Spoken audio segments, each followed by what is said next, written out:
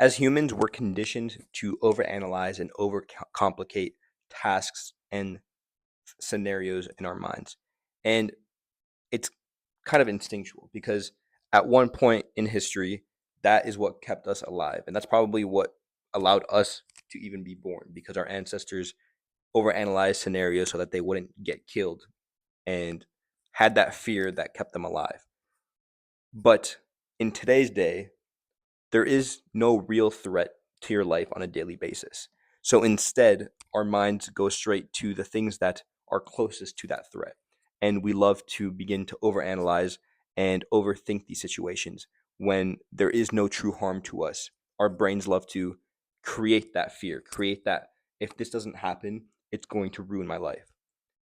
And it can be very anxious and it can create a lot of fear inside.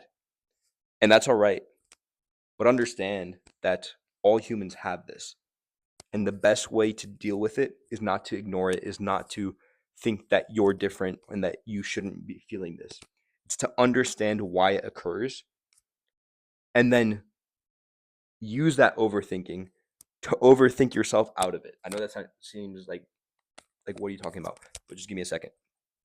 So the reason we overthink is because we feel a sense of danger. We feel that fear, and we want to play out the scenario to live that out, so that if it does happen, we can kind of like we played it in our head. We know what to do, and it's a very useful method to enact. So if you're going like when people used to go into war, when people used to go into these incredibly stressful situations, they would play out the worst case situations and scenarios in their heads, so that if that scenario arises, they can deal with it. And if it doesn't arise, they've already lived through the worst possible like scenario that could happen so that anything else doesn't really change how they feel or how they act.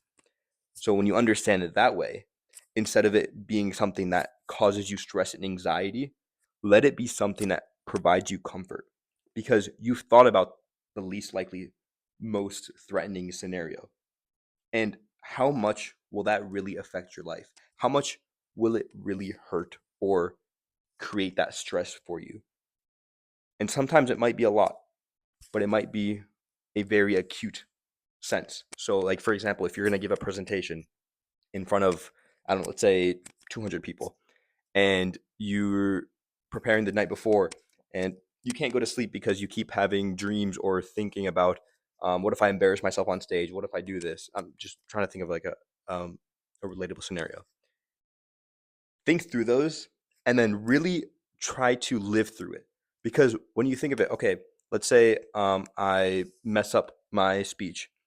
Nobody's going to remember any of that. At the absolute worst case, like let's say you trip and fall and I don't know, you like your shirt like flies off and like you're shirtless on stage in front of 200 people. That's going to be hilarious for those 200 people. And they'll probably talk about it for the next day. But guess what? They're all going to go to sleep. They're all going to have their own lives that they're worried about. They're going to wake up the next morning. It'll just be a distant memory.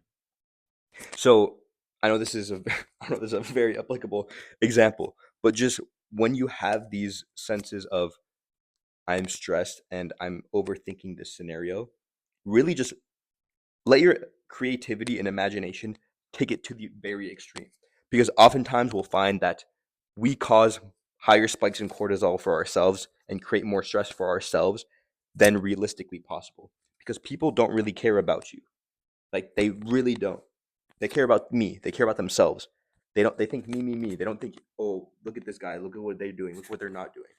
So keep that in mind and let it give you some security. Good luck.